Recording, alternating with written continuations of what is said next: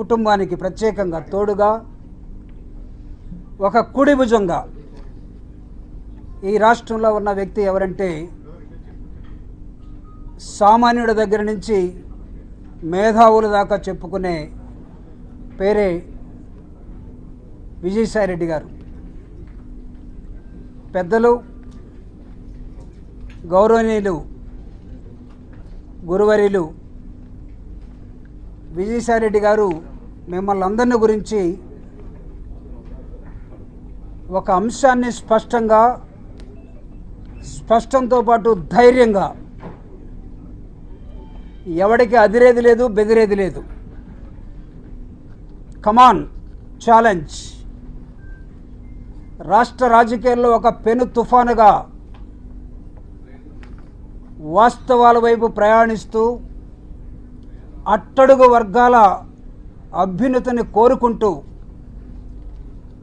YSR Congress party మేనిఫెస్టోను కూడా పేదలకే అంకితం చేసి ఈరోజు చేదు అనుభవం వచ్చినప్పుడు కూడా పేదల పక్షాన నిలబడాలని, అట్టడుగు వర్గాలని పైకి తీసుకురావాలని 75 సంవత్సరాల రాజ్యాంగ పరిపాలనలో పాలకులు ఫెయిల్ అయ్యారు, కానీ ప్రోగ్రెసివ్గా అంబేద్కర్ ఇచ్చిన రాజ్యాంగం మీద రాజ్యసభలో ప్రమాణ స్వీకారం చేసి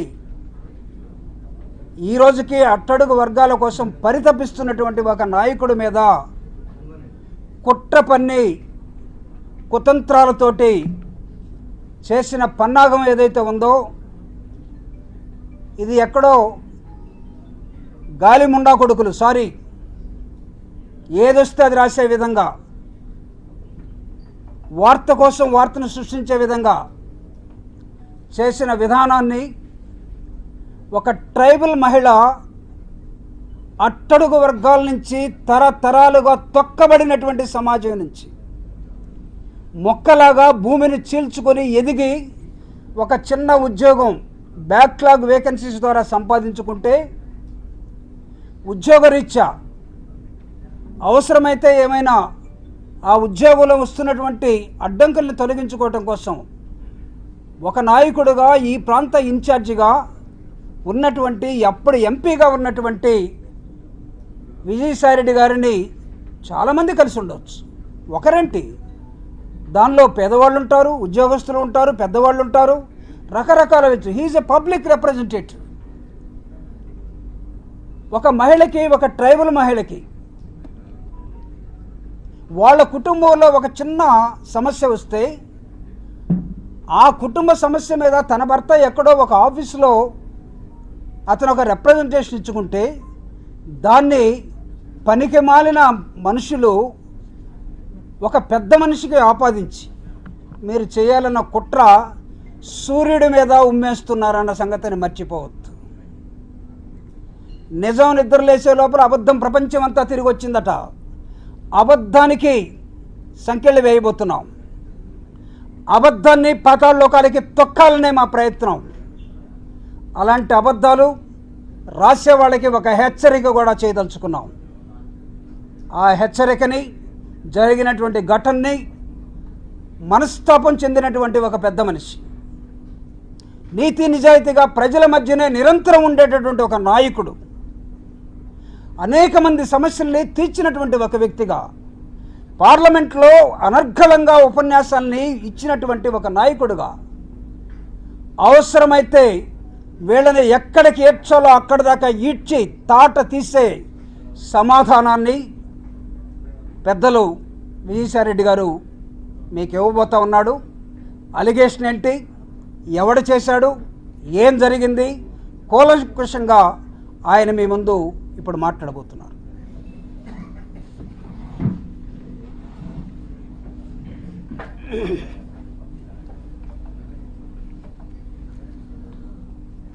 పాత్రికేయ మిత్రులందరికీ హృదయపూర్వక నమస్కారం.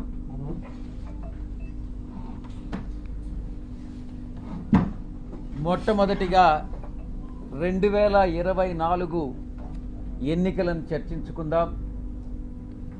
ఒక పరిణామ క్రమంలో ఒక సిస్టమేటిక్గా ఎలా కుట్రలు జరుగుతున్నాయి అన్నటువంటి విషయాన్ని ఆకలింపు చేసుకోవాలి. 24 ఎన్నికల్లో వైఎస్ఆర్ కాంగ్రెస్ పార్టీ ఓటమి పాలైనటువంటి విషయం మీ అందరికీ కూడా తెలిసినటువంటి విషయం. దానికి చాలా కారణాలు ఉన్నాయి, సమీక్షించుకుంటున్నాం. ఆ సమీక్షల తర్వాత ఏదైతే నివారణోపాయాల్ని ఆలోచించి చర్యలు తీసుకోవాలనో ఆ చర్యలు తీసుకోవడం జరుగుతుంది మా పార్టీ అధ్యక్షుల వారు. ఎన్నికల రిజల్ట్ వచ్చిన తర్వాత, కొత్త ప్రభుత్వం పగ్గాలు చేపట్టిన తర్వాత ఏం జరుగుతుంది, మొట్టమొదటిగా ఏం జరిగింది అన్నటువంటిది అర్థం చేసుకోవాలి. రాష్ట్ర వ్యాప్తంగా ఇచ్చాపురం నుంచి అలా కుప్పం వరకు కూడా 175 స్థానాల్లో 11 స్థానాలు మేము సంపాదించుకున్నప్పటికీ, ఓటమి పాలైనప్పటికీ ప్రజల తీర్పుకి కట్టుబడి మేము అధికారాన్ని దిగిపోయాం.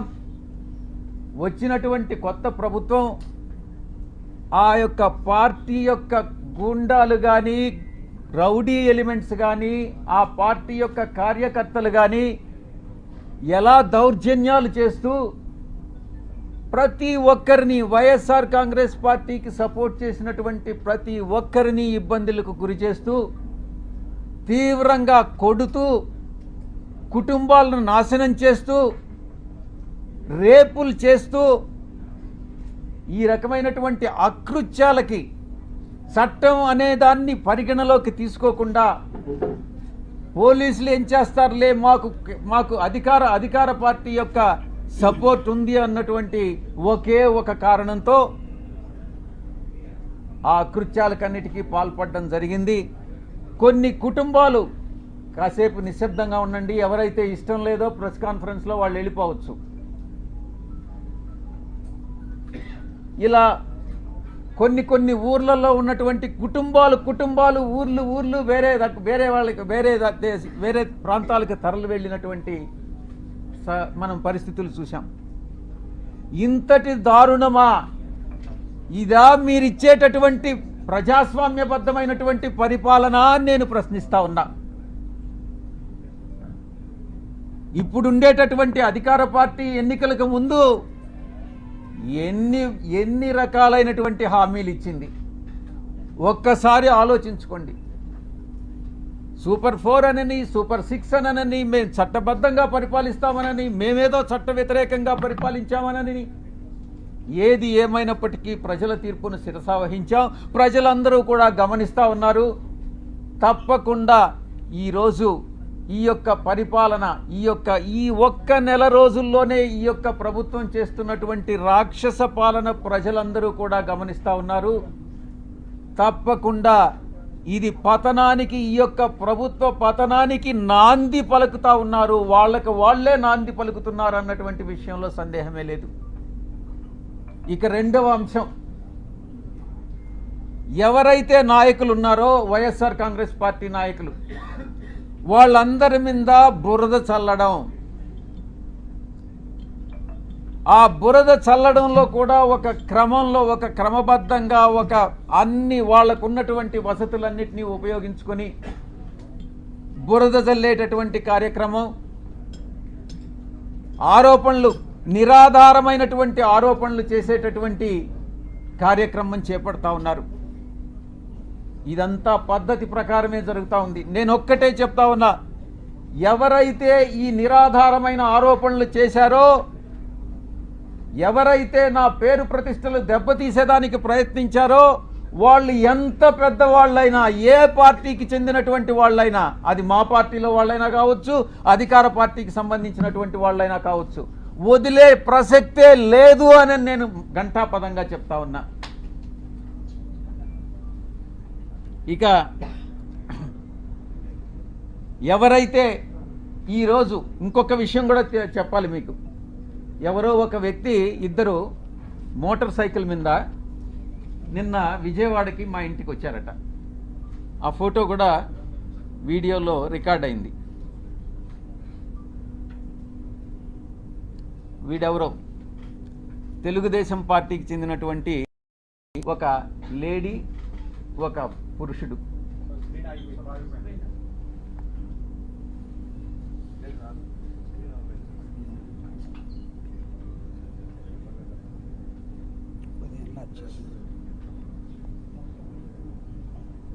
వీళ్ళు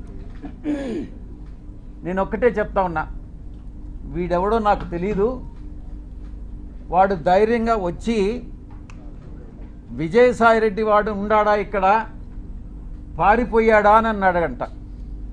ఎక్కడికి పారిపోయాడు అని అన్నాడంట. వాడెవడో నాకు తెలీదు. వీడు డెఫినెట్గా తెలుగుదేశం గుండా అయి ఉంటాడు.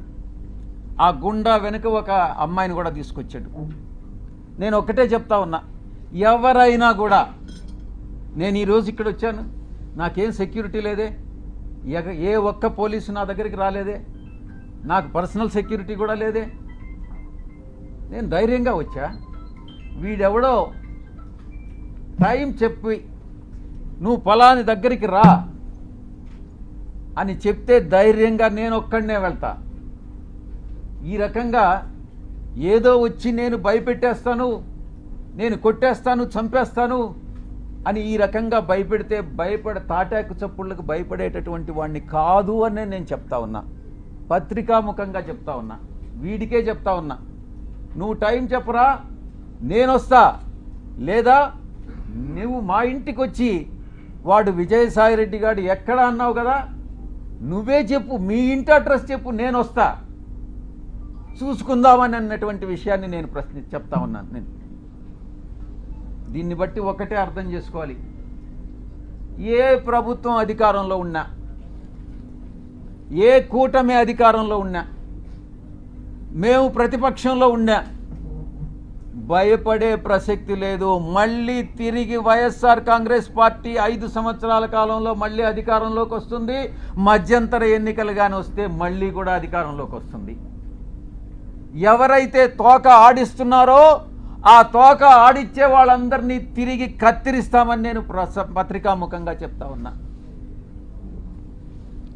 ఇక బాబాసాహెబ్ అంబేద్కర్ గారు రాజ్యాంగాన్ని రూపొందించినప్పుడు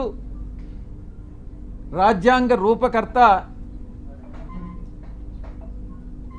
4 స్తంభాల్ని నిర్మించారు. 1 పార్లమెంటు, 2 బ్యూరోక్రసీ, జ్యుడిషియరీ, ఆ తర్వాత మీరు 4th పిల్లర్ ప్రెస్. ఏంటి ఉద్దేశం, ఏంటి రాజ్యాంగంలో ఉన్నటువంటి ఉద్దేశం ఏంటి? తరతరాలుగా ఈ యొక్క అణగారినటువంటి వర్గాలు, తరతరాలుగా వెనుకబడినటువంటి వర్గాలు,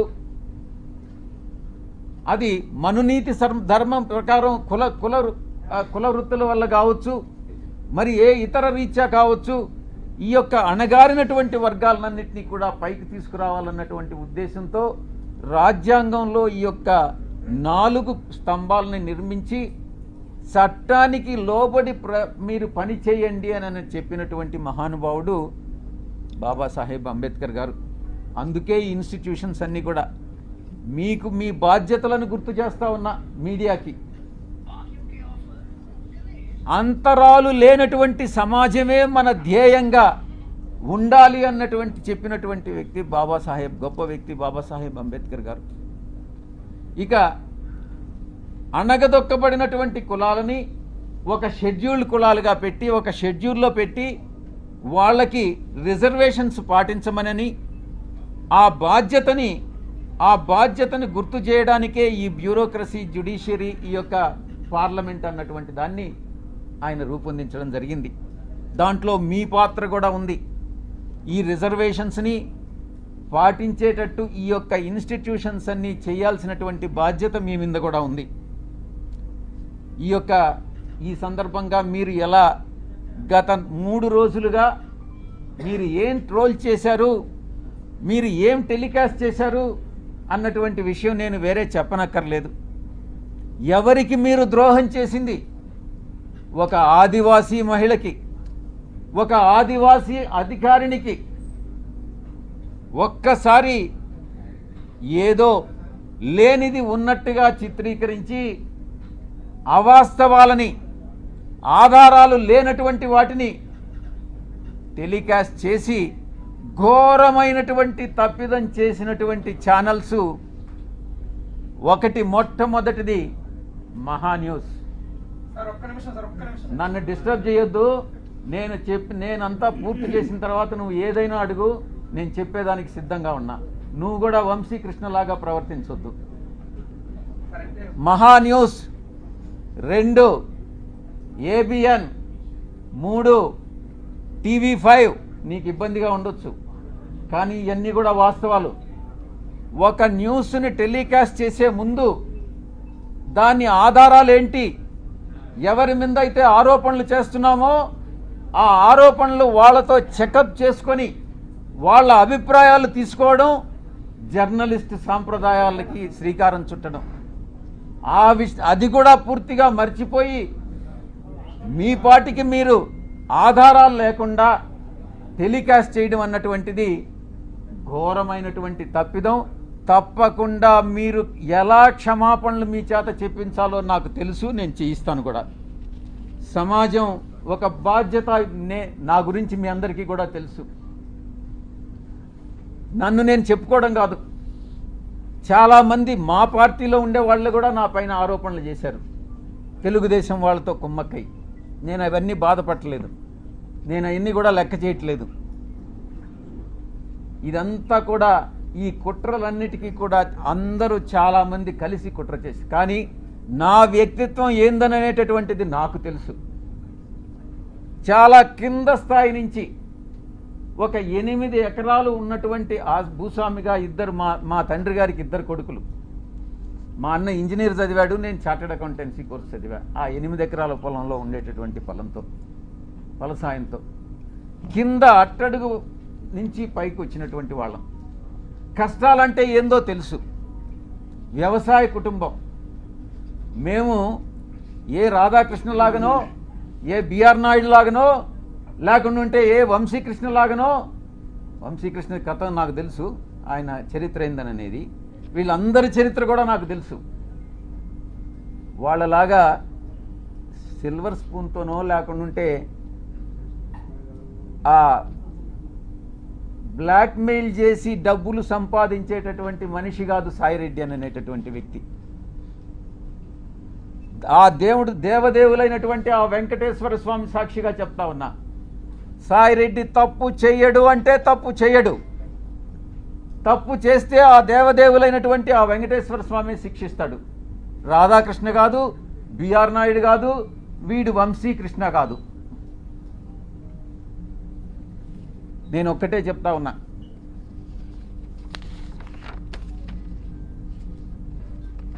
ఒక ఎంపీగా, బాధ్యతాయుతమైనటువంటి ఎంపీగా నా యొక్క బాధ్యతలను నేను నిర్వర్తిస్తా ఉన్నా. ఆ క్రమంలో సమాజాన్ని, అంతరాలు లేనటువంటి సమాజాన్ని తీర్చిదిద్దేదానికి నా వంతు కృషి నేను చేస్తా ఉన్నా. బరి తెగించి హద్దులు మీరి ఇష్టానుసారంగా ఆధారాలు లేకుండా నిరాధారమైనటువంటి ఆరోపణలు ఒక ఆదివాసీ స్త్రీతో సంబంధం ఉన్నట్టుగా మీరు చెప్పి ఈరోజు అదే ఆధారాలు మీరు ఎవరెవరికి సబ్మిట్ చేయాల్సి ఉంటుంది అన్నటువంటి విషయాన్ని నేను రాబోయేటటువంటి నా యొక్క ప్రెస్ కాన్ఫరెన్స్లో నేను ఎక్స్ప్లెయిన్ చేస్తాను. ఈ కుట్ర కుతంత్రాల వెనక ఎవరున్నారు అనే విషయాన్ని నేను ప్రశ్నిస్తా ఉన్నా.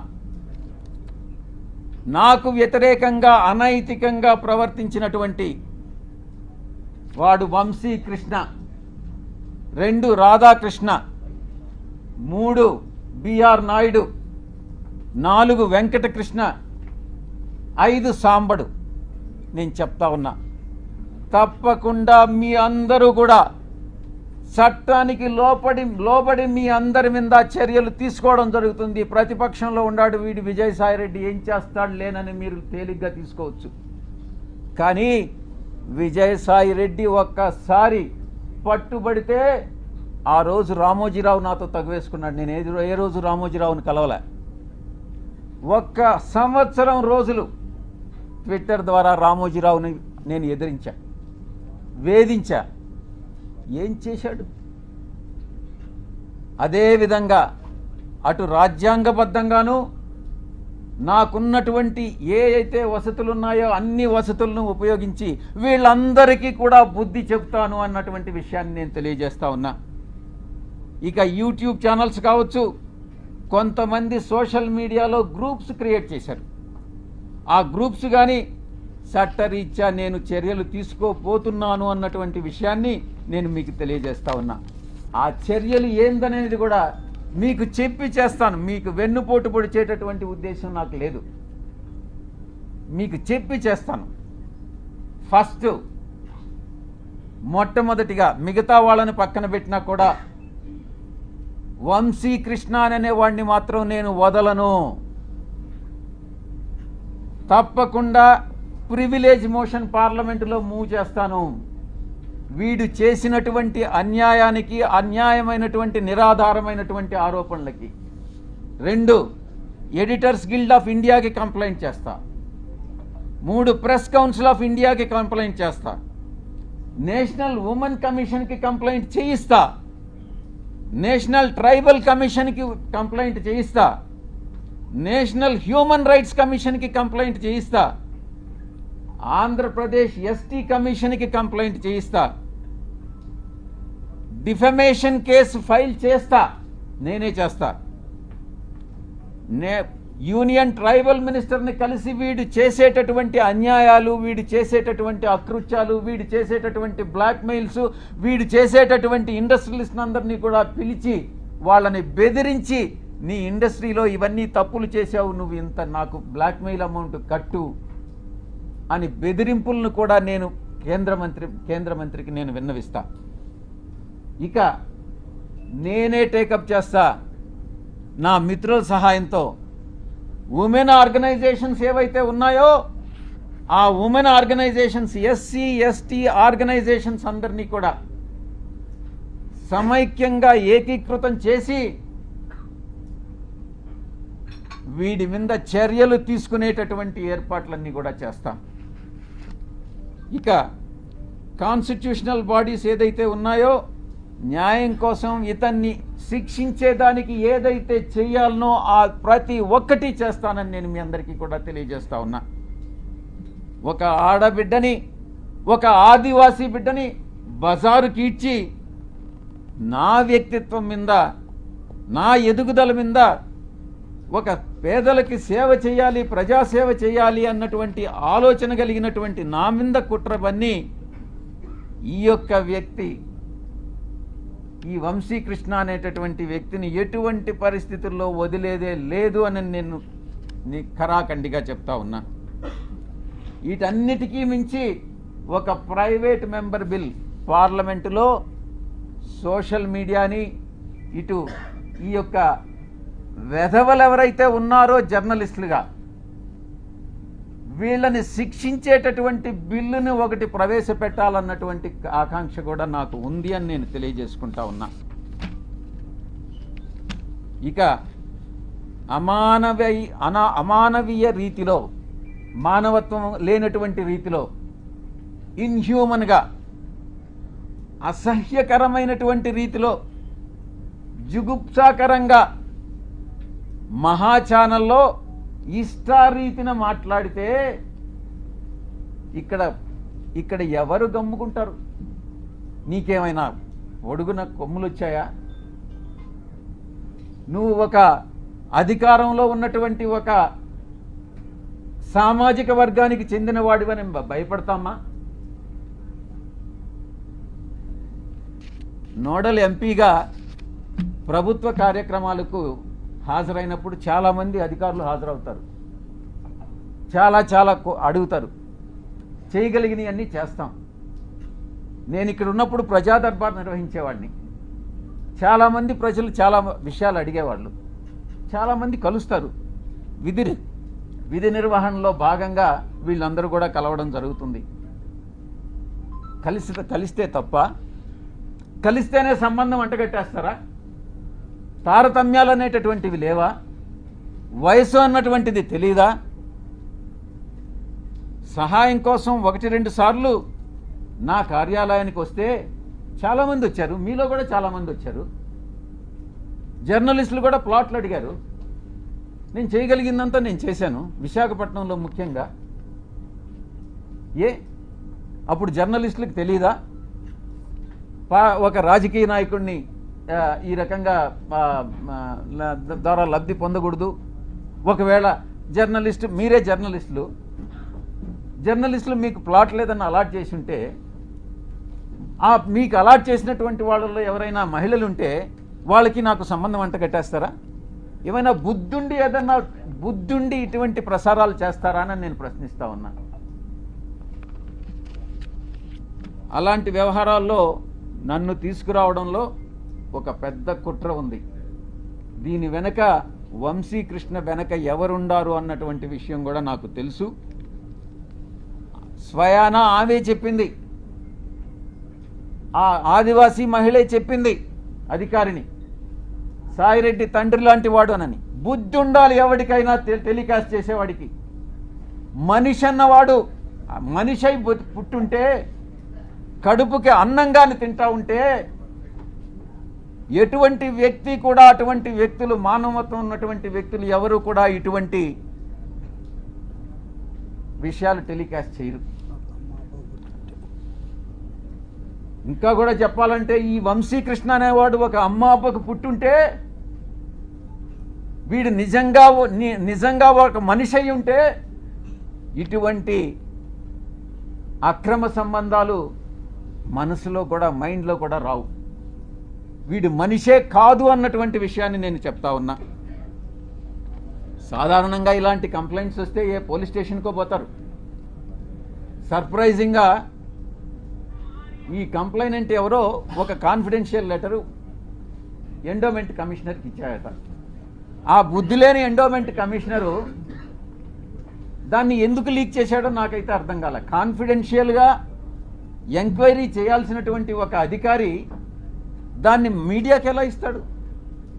అధికారికి బుద్ధి లేదు, తీసుకునేటటువంటి మీడియాకి ఎలా బుద్ధి లేదని నేను ప్రశ్నిస్తా ఉన్నా.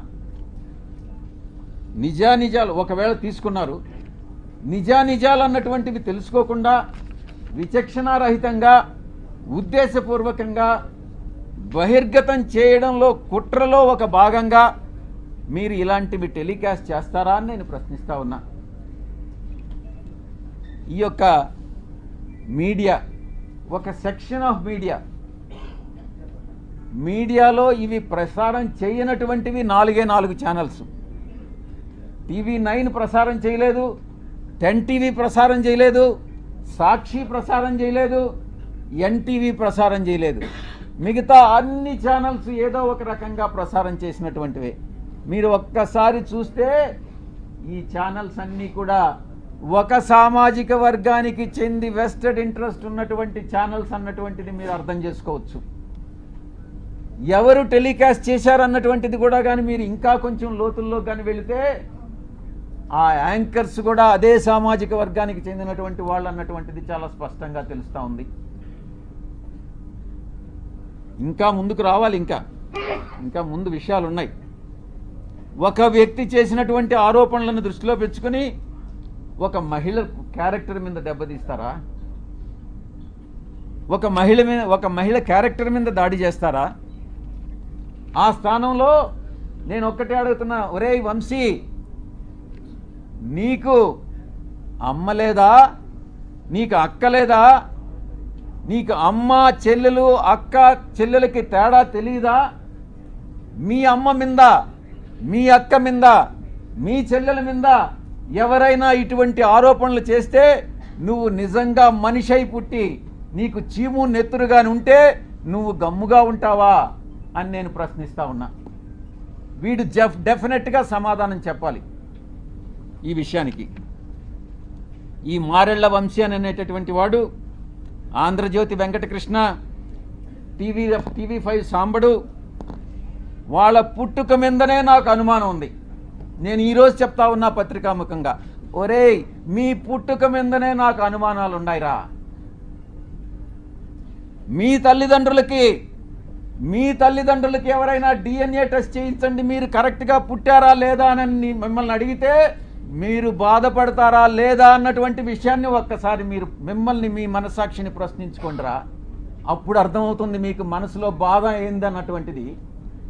ఆరోపణలు చేయడం కాదు, బ్లాక్మెయిల్ చేయడం కాదు, డబ్బులు సంపాదించడం కాదు, మనిషి అయి పుట్టిన తర్వాత సమాజానికి సేవ చేయడం రా ముఖ్యం. మీలాగా డబ్బు సంపాదించుకొని మీ యొక్క స్వలాభం కోసం మీరు ఆనందాన్ని పొందడం కాదురా. ఈ యొక్క ఆవేదన అర్థం చేసుకోవాలి, నా యొక్క ఆవేదన. నేను ఒక్కటే అడుగుతా ఉన్నా, ఇదేనంటరా మీ జర్నలిస్టిక్ విలువలు? ఇదేనా మీ జర్నలిస్టిక్ విలువలు? ఇక వంశీ విషయానికి వస్తాం. వీడికి బ్లీచింగ్ పౌడర్కి, టాల్కమ్ పౌడర్కి, లేకుండా ఇంకొక కోకైన్కి తేడా తెలియదు. వీడిని అసలు సమాజంలోనే వీడి టాల్కమ్ పౌడర్ అంటారు వీడిని. నేను ఒక్కటే అడుగుతున్నా, ఒరే వంశీ, జర్నలిస్ట్ అనే దానికి ఒక స్పెల్లింగ్ చెప్పరా నువ్వు కరెక్ట్గా.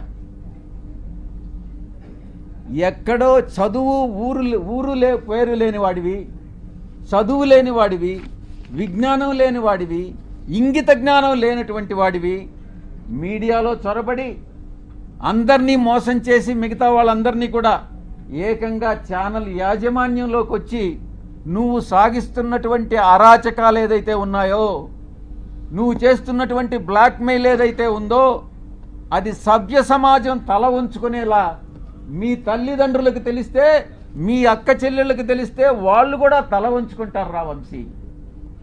ఇది నీ యొక్క పరిస్థితి. ఒక్కసారి మీ ఛానల్లో పనిచేసేటటువంటి మీ యొక్క మహిళా ఉద్యోగుల్ని ఒక్కసారి అడిగి చూడు, నీ గురించి ఏమనుకుంటున్నారనేటటువంటి విషయం, నీ వెనక ఏమనుకుంటున్నారనేది ఒక్కసారి తెలుసుకోరా. వంశీ డిబేట్లు కూడా చూస్తూ ఉన్నాం. అది జబర్దస్త్ అన్నటువంటిది చాలా అగ్లీగా ఉంటుంది. దానికన్నా ఇంకా హీనంగా ఉంటాయి వీడి డిబేట్స్. ఒక్కసారి డిబేట్లపై నువ్వే ఫీడ్బ్యాక్ తీసుకో. నీ డిబేట్ల మీద నీకు అసలు ఒక్క ఓనామహాల్ రానివాడివి నువ్వేం జర్నలిస్టు రా వంశీ.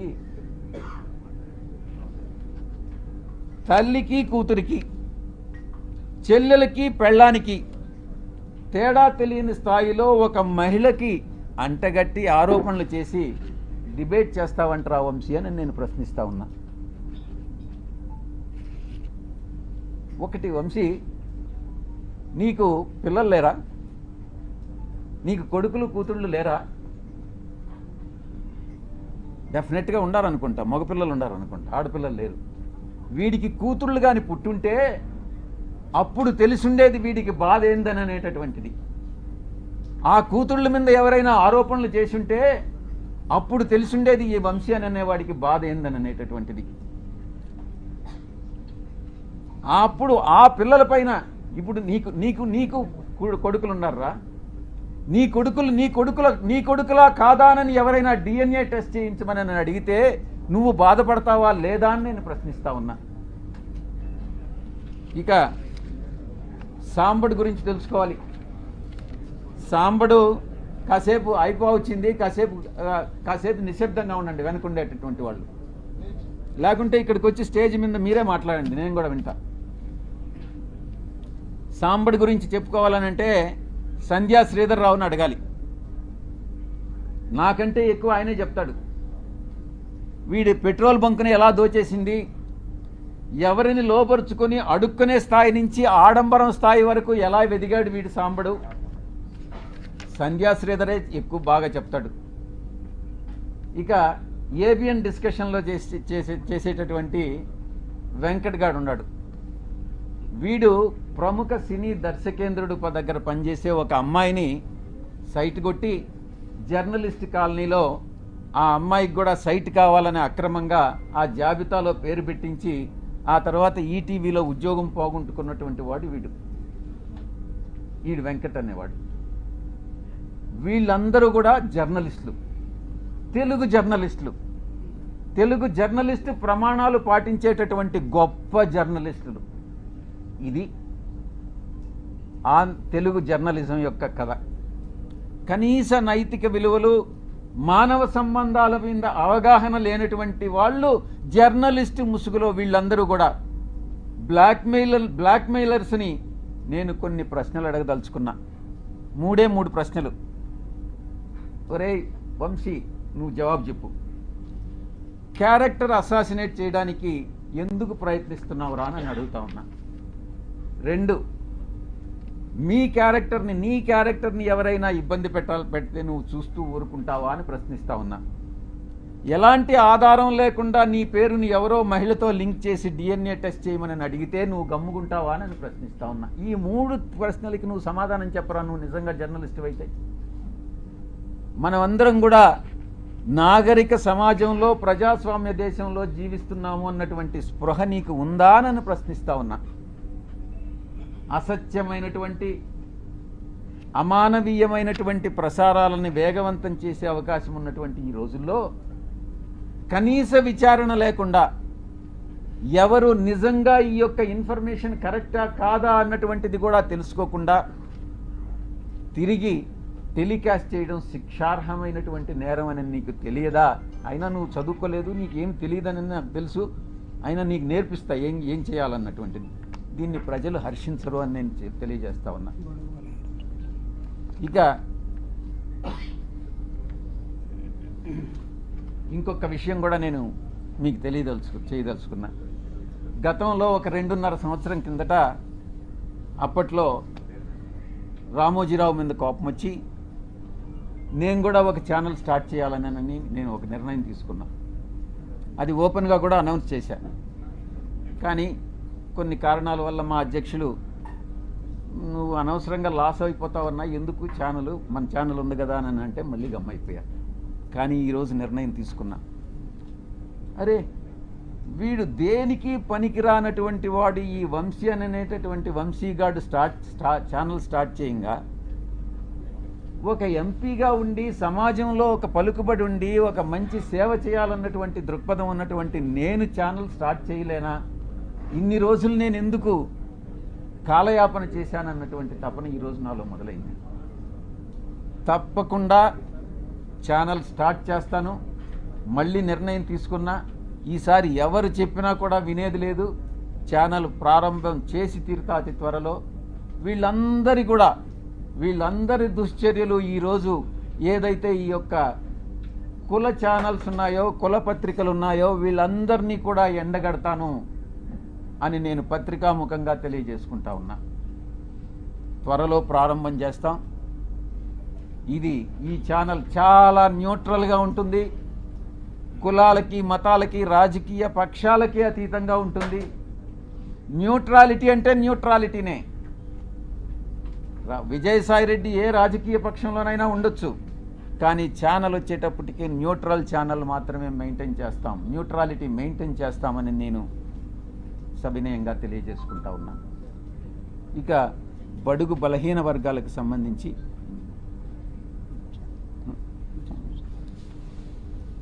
మా వైఎస్ఆర్ కాంగ్రెస్ పార్టీ, మా పార్టీ అధ్యక్షులు ఎప్పటికీ ఇప్పుడు గతంలో ఎప్పుడు కూడా బడుగు బలహీన వర్గాల అప్లిఫ్ట్మెంట్ కోసం పనిచేస్తాం. తప్పకుండా రాబోయేటటువంటి 5 సంవత్సరాల కాలంలో 2029 ఎన్నికల్లో మేమే అధికారం కైవసం చేసుకుంటాం. ఈ యొక్క ప్రభుత్వం చేస్తున్నటువంటి తప్పులన్నీ కూడా స్టార్ట్ అయినాయి. ఇచ్చినటువంటి హామీలు నెరవేర్చలేనటువంటి పరిస్థితి. ప్రతి వారం, ప్రతి నెల కూడా కొన్ని వేల కోట్ల రూపాయలు అప్పు చేసేటటువంటి పరిస్థితి. మేమేదో వచ్చేస్తాం, అధికారంలో వచ్చేస్తే పొడి చేస్తాం, అభివృద్ధి చేస్తాం, మేము మీకన్నా ఎక్కువ మేము సంక్షేమ పథకాలు ఇస్తామని వచ్చినటువంటి పార్టీ అధికారంలోకి నెల రోజుల్లోనే తెల్లముఖం వేసుకున్నటువంటి పరిస్థితి. కాబట్టి నేను ఒక్కటే చెప్తా ఉన్నా, ఇది ఒక అంతానికి, ఈ ప్రభుత్వ అంతానికి ప్రారంభం మొదలైంది. కాబట్టి మ్యాటర్ ఆఫ్ టైం, మనం వెయిట్ చేస్తాం. ఇంకా కూడా తప్పులు చేస్తారు, తప్పులు చేసే అవకాశం ఉంది. వేసే ప్రతి అడుగు కూడా ఈ ప్రభుత్వం తప్పు చేస్తూ ఉంది. ప్రతిరోజు బెదిరిస్తారు. సాయిరెడ్డి అక్కడేదో వేకెంట్ సైట్ని ఆక్రమించేశారంట. నువ్వు తీసుకో, సాయిరెడ్డి కానీ సైట్ ఆక్రమించుంటే నువ్వు తీసేసుకో, నేను కాదనట్లేదు కదా. సాయిరెడ్డి ఏదో అక్కడ గోడ కట్టేశాడంట. నేను ఏదైనా చేస్తే ప్రజల సౌకర్యార్థం చేశాను, కానీ నేను ఏది కూడా స్వార్థం కోసం, నా కోసం చేయలేదు. ఏదైనా అక్కడేదో భీమిల్లో బ్రిడ్జి కట్టించానని ఆరోపణలు చేస్తున్నారు, కొట్టేస్తామని. కొట్టేయండి. ప్రజల కోసం కట్టించాను, ప్రభుత్వ ప్రాపర్టీని ప్రొటెక్ట్ చేశాను, నా సొంత డబ్బులు 2 కోట్లు ఖర్చు పెట్టుకున్నాను, దాన్ని మొత్తం క్లీన్గా క్లీన్ చేశాను. మీరే తీసుకోండి. నేనేమన్నా ఆక్రమించుకున్నానా? ఇటువంటి ఆరోపణలు చేసేటటువంటి మంత్రులకి, శాసనసభ్యులకి, పార్టీలకి నేను ఒక్కటే చెప్తా ఉన్నా, మీ ఇష్టం, చేసుకోవాల్సింది చేసుకోండి. ఎటువంటి పరిస్థితుల్లో భయపడేది లేదు అన్నటువంటి విషయాన్ని స్పష్టంగా చెప్తా ఉన్నా. సార్ ముఖ్యంగా విశాఖలో ఇన్ని లక్షల మంది ఉండగా మదన్ మోహన్ అనే వ్యక్తి మీ మీద ఎందుకు కంప్లైంట్ ఇచ్చారు? ఎవడా మదన్ మోహన్? ఎవరైతే మీరు చెప్తున్నారో దళిత వాడెవడో కూడా నాకు తెలియదు. ఆడెవడో చెప్పు, నేను చెప్తా. సార్ ఇంత ప్రెస్ మీట్ లోని అదే మదన్ మోహన్ అనే అతను మీ పేరు, మీ లెటర్ లోని మీ పేరు ప్రస్తావించారు, కానీ మీరు ఎక్కడ ఆ వ్యక్తి మీద ఒక మాట అసలు మీకు పరిచయం గతంలో ఏమైనా ఉందా లేదా? ఒకటి సార్, ఇక్కడ డైరెక్ట్ గా ఎంపీ విజయ్ సార్ అని మెన్షన్ చేశారు సార్ పేపర్ లో. అంటే ఆయన నేను ఒకటి చెప్తా, మీ ఒక్కడి పేరు మెన్షన్ నేను ఒకటి చెప్తా. నెక్స్ట్ మీడియాకి అదే నేను చెప్పేది వినవే, ఒక్కొక్క ప్రశ్న అడగవయ్యా. నీ పేరేంది? రామకృష్ణ శ్రీనివాస్. నువ్వు కూడా వంశీకృష్ణ లాగానే ఉండవే. వంశీకృష్ణ కన్నా ఎక్కువ. చూడు, వాడే ఆ మదన్ మోహన్ అనేవాడు ఈయన చెప్పాడే, ఆ మదన్ మోహన్ అనేవాడు వంశీకృష్ణ మీద ఆరోపణలు చేస్తుంటే ఇదే రకంగా రియాక్ట్ అవుతారా? నేను ఒక్కటే చెప్తా ఉన్నా, silence please, silence please, silence please. అక్కడ మన వాలంటీర్స్ ఎవరు ఉంటే ఆపండి అమ్మా, అక్కడ ప్లీజ్ మాట్లాడుతుందని చెప్పండి. మాట్లాడాలంటే బయట పోయి మాట్లాడుకోండి. సార్ ఒక్క నిమిషం సార్. నేను ఒకటే చెప్తా ఉన్నా, శ్రీనివాస్, మీ వంశీకృష్ణకు కూడా చెప్పు, ఇదే మహిళ మీద ఏదైతే ఆరోపణలు చేశాడో మీ వాడు వంశీకృష్ణ గాడు, అదే మహిళ కమ్మ సామాజిక వర్గానికి చెందిన మహిళ అయితే ఈ ఆరోపణలు చేస్తాడా నేను ప్రశ్నిస్తా ఉన్నా. చెప్పు. నేను చెప్పా. రెండో విషయం, ఈ మదన్ మోహన్ అనేవాడు నన్ను ఎన్నిసార్లు కలిశాడు? ఈ మదన్ మోహన్ అనేటటువంటి వాడు నా దగ్గరకు వచ్చి 2 సార్లు స్కాలర్షిప్ దేనికోసమో 2 సార్లు వచ్చాడు. చాలామంది వస్తుంటారు, మీరు కూడా వచ్చారు, ప్లాట్ల కోసం వచ్చారు. నేను చేయగలిగింది చేశా, అదే రకంగా వాడికి చేశా. మదన్ మోహన్ అనేటటువంటి వాడు సాయిరెడ్డి మీదనే ఎందుకు కంప్లైంట్ చేశాడు అని అంటే, దానిలో ఆంతర్యం అర్థం చేసుకోలేనటువంటి అమాయకుడు అంటవయ్యా శ్రీనివాస్ నువ్వు. మీ వంశీగాడిని అడుగు, వాడు చెప్తాడు బాగా దీనికి సమాధానం, నేను కాదు చెప్పాల్సింది. మదన్ మోహన్ అనేవాడు వంశీగాడిని అప్రోచ్ అయ్యాడా లేదా, ఎందుకు అప్రోచ్ అయ్యాడు, వాళ్ళిద్దరి మధ్యన ఉండేటటువంటి అండర్స్టాండింగ్ ఏంది అన్నటువంటిది మీ వంశీగాడిని అడుగు, చెప్తాడు. Right, next. ఆరోపణలు వచ్చిన తర్వాత ముందు ఫస్ట్ ఏం జరిగిందని నాకే తెలీదు, నాకు సంబంధం లేనటువంటి విషయం. నాకన్నా ముందు మీకే తెలిసింది ఏం జరిగిందని అనేది. ఆ తర్వాత అర్థం చేసుకొని ఆధారాలు సేకరించి దాని మీద రియాక్ట్ అయ్యేదానికి 3 రోజులు పట్టింది. 3 రోజులు కాకుండా 4 రోజులు పట్టొచ్చు. ఎవరైనా తమరు ఏ ఛానల్ నుంచి కొంచెం పైకి లేచి మాట్లాడితే బాగుంటుంది. సార్ మీకు శాంతి గారికి ఎలాంటి పరిచయం ఉంది? సార్ మీకు శాంతి గారికి ఎలాంటి పరిచయం ఉంది? 2016లోనే ఆమె మీరు ఢిల్లీ తీసుకెళ్లారు అనేది ఒక ఆరోపణ మీ మీద. నీకు నీ పేరేంది? ఉదయ్ సార్ నా పేరు. ఉదయ్, నీకు నాకు ఏం పరిచయం ఉంది? ఎన్నిసార్లు కలిసాం చెప్పు, నువ్వే చెప్పు. చెప్పరా బాబు, అవునా సార్?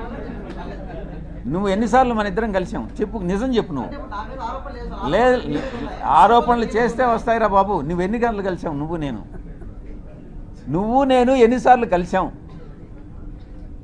చెప్పురా బాబు. అలాగే సార్. మనం కలవలేదు కదా, ఇప్పుడు కలిసాం కదా, ఇంక 2 సార్లు కలుస్తాం కదా, 4వ సారి ఆరోపణలు చేస్తాం మన ఇద్దరం గే అని చెప్పి ఎవడన్నా అంటే ఏం చేస్తారా బాబు?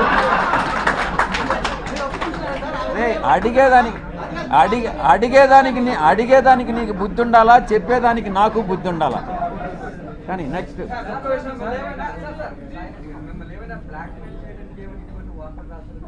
వాడిని అడుగు, వంశీకృష్ణ గారిని అడుగు, చెప్తాడు. నిజాలు ఏందనేది వంశీకృష్ణ గారిని అడుగు. నేను వాడిని పార్లమెంట్కి ఈడుస్తా, ప్రివిలేజ్ కమిటీకి విడిస్తా, వాడి మీద కేసులు పెడతా. ప్రతి క్షణం సాయిరెడ్డి అనే వాడిని నేను ఎందుకు కలిపెట్టానా అని జీవితంలో వాడు పశ్చాత్తాపపడేటట్టు చేస్తాను అని నేను మీ అందరి ముందు చెప్తా సార్, ఉన్నా. ఒక విషయం సార్, సాయిరెడ్డి గారికి వంశీ కృష్ణ గారికి వ్యక్తిగత తగాదాలు, భూ తగాదాలు వాడెవడో నాకు వంశీ అనే వాడెవడో నాకు తెలియదు. నేను ఇంతవరకు వాడిని కలవలేదు. వాడిని కలవాలనే ఉద్దేశం నాకు లేదు. నా మీద ఆరోపణలు చేశాడు. నేను వాడిని డెఫినెట్గా చట్ట ప్రకారం, నేను చట్టానికి అతీతంగా నేనేం చేయను. వాడిని డెఫినెట్గా చట్ట ప్రకారం వాడి మీద చర్యలు తీసుకోబడతాయి. వాడు ఎట్ట చేస్తాడా ఈ వంశీ గారు?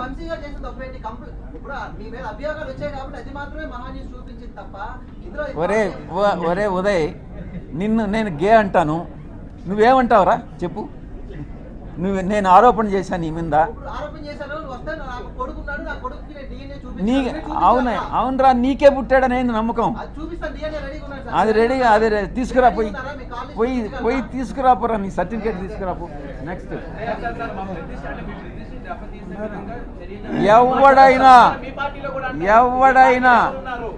ఎవరైనా మా పార్టీకి చెందిన వాళ్ళైనా, తెలుగుదేశంకి చెందిన వాళ్ళైనా, జనసేనకి చెందిన వాళ్ళైనా, జర్నలిస్టులైనా ఎవరైనా నా ప్రతిష్టకి దెబ్బతీసే విధంగా ప్రవర్తిస్తే వదిలే ప్రసక్తే లేదు అని నేను మీకు సభాముఖంగా చెప్తా ఉన్నా. అది నీకే తెలియాలిరా బాబు. ఎవరు, నీ పేరేం చెప్పు? జార్జ్. ఇట్రా ముందుకు రా. సార్ ఒక్కసారి సార్, నేను చెప్తానండి. George, here is a small clarification. George and Srinivas, ఆ లెటర్లో ఎంపీ విజయసాయిరెడ్డి పేరు ఉందని అడిగే అన్నావు కదా. టెలికాస్ట్ చేసే ముందు కనీసం ఆ వ్యక్తితోటి దాన్ని క్లారిఫై చేసుకోవాలన్నటువంటి అది ఏదో అంటారు కదా, ఇంగిత జ్ఞానం జర్నలిజంలో మీరు ఎప్పుడు స్టోరీ తీసుకోవాలి? You have to approach. అంటే ఒక లెటర్ ఎవడో చిల్లరగా రోడ్డు మీద ఎవడో యునానిమస్ లెటర్ రాసేస్తే దాన్ని తీసుకుని మనం పోయి వేసేసుకుంటామా? అంటే మీరు పేరుంది కాబట్టి మేము రాసామనంటే, మేము వేసామంటే, అంటే ఇది కరెక్టా? ఎవడైనా సరే, రేపు నీ మీదైనా, నా మీదైనా, ఇంకొకటి మీదైనా సరే, అంటే పేరుంటే వేసేస్తారా? అంటే మీరు స్టోరీలు రాస్తే మేమందరం బురద కడుక్కుంటూ ఉండాలనా? బాగా మీరు పేడంతా మాకు, మీ పశువుల దగ్గర ఉన్న పేడంతా తీసుకొచ్చి మాకు పూసేస్తే మేము కడుక్కోవడం కోసం రోజు ఒక బిందె నీళ్ళు పెట్టుకొని ఉండాలి ఇక్కడ. క్లారిఫై చేసుకోరా? క్లారిఫై చేసుకోరు. దీన్ని చెప్పండి నాకు. నువ్వు ఎలా అడుగుతావు అసలు ఉదయ ఆ ప్రశ్న? ఎలా అడుగుతావు? కాదు సార్, నిన్న ఆ మేడం, ఆ officer, she has given clear cut answer. మీరు కావాలంటే తీసుకోండి. మీరు ఎవరైతే అక్యూజ్ చేశారో, ఎవరైతే ఒక లేడీని, ట్రైబల్ లేడీని బోన్లో నిలబెట్టారో, ఆవిడ్ని ఆత్మహత్య చేసుకునేదాకా మీరు ఎవరైతే తీసుకొచ్చారో, ఆ కుటుంబ పరువు మర్యాదల్ని మీరు ఎవరైతే తీసేశాడో, ఆవిడిచ్చినట్టు సమాధానం చూడండి. నా భర్త అతను మదన్మోహన్, నువ్వు చెప్తున్న అతను ఎవరో, వాళ్ళ బంధువులు, ఆ కుటుంబానికి కుదరలేదు. అరే పాపం పవన్ కళ్యాణ్ కూడా, ఒరే బాబు నా కర్మరా, నాకు కుదరలేదంటే వదిలేశారు కదా. చాలామంది ఎందుకు చేసుకున్నావంటే పాపం ఆయన్ని, నా కర్మరా బాబు నాకు కుదరలేదన్నారు. వాళ్ళు కూడా కుదరలేదేమో. కుదరకపోతే ఉద్యోగం చేస్తుంది. Yes you're a journalist now, you attended this meeting. నేను ఎవరు అడుగుతాడు ఎందుకు అటెండ్ అయ్యావని? She an employee, is I mean MP. According to the protocol she has to come and explain everything. వీటికి ఒక మాట చెప్పాలా? రే బాబు ఉదయ్, నేను ఎప్పుడు ఎంపీ అయ్యాను రా చెప్పు. నేను ఎప్పుడు ఎంపీ అయ్యాను? నువ్వు చెప్పు. నువ్వు అడిగావు కదా 2016 నుంచి పరిచయం అని. నేను ఎప్పుడు ఎంపీ అయ్యాను చెప్పు. ఊరికే నువ్వు కూడా ఆరోపణలు చేసేస్తే ఎట్రా చెప్పు బాబు. నీకు చెప్పాలి నేను ఎప్పుడు ఎంపీ అయ్యాను అనేది కూడా తెలియకుండా ఆమె నన్ను 2016 మీట్ అయిందేనని నీకెవరు చెప్పాడు రా చెప్పు. నేను 2016 జూన్లో నేను ఎంపీ అయ్యా. అప్పుడు ఆయన చెప్తున్నాడు చూడు, నీకు అది కూడా తెలియదురా ఉదయ్. నువ్వు చిన్న పిల్లోడివి. నువ్వు మళ్ళీ లేనిపోని ప్రశ్నలన్నీ చేసేందుకు విశాఖ కేంద్రంగా ఏది జరిగినప్పటికీ కూడా మీ మీద ఎందుకు చేస్తున్నారు అనేది ప్రశ్నించారు. అంటే అది ఆ పక్కన ఆంధ్రజ్యోతి శ్రీనివాస్ ఎక్కడ ఉన్నాడు? ఆ శ్రీనివాస్ ఒకడు, ఆ తర్వాత సివిఆర్లో ఒకడు ఉన్నాడు, వాడి పేరేందో మర్చిపోయాడు.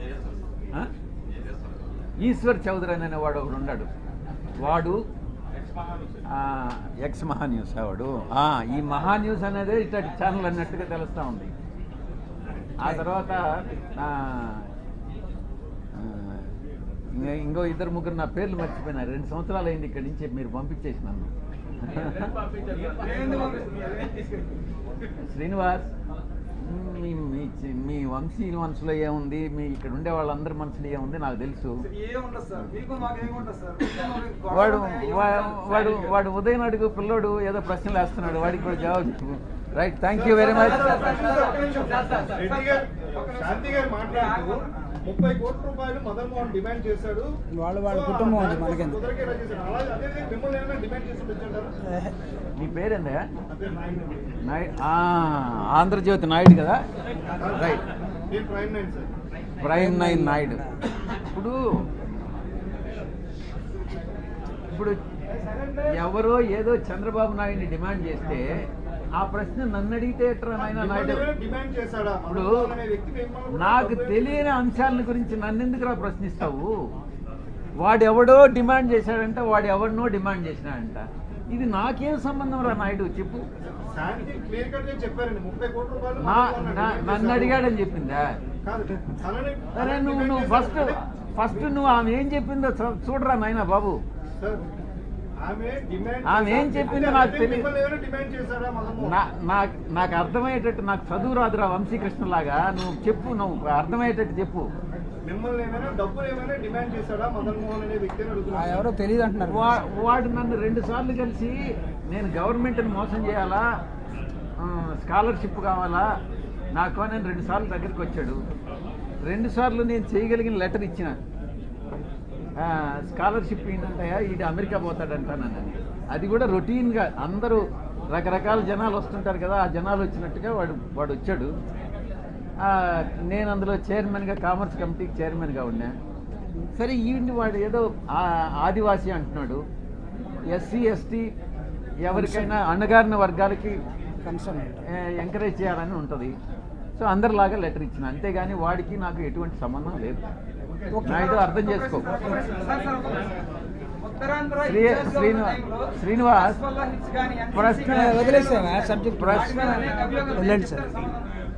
శ్రీనివాస్, ఇప్పుడు ఎవడో ఏదో ఆరోపణలు, ఇప్పుడు వంశీగాడు చేసినట్టుగా నువ్వు కూడా ఏదో ఒక పనికిమాలిన ఆరోపణలు చేస్తే ఎట్రా నాయన? నువ్వు కూడా అర్థం చేసుకో. Thank you very much. Thank you. అందరూ భోజనం త్వరగా వైజాగ్ వచ్చాడు సార్, అప్పుడు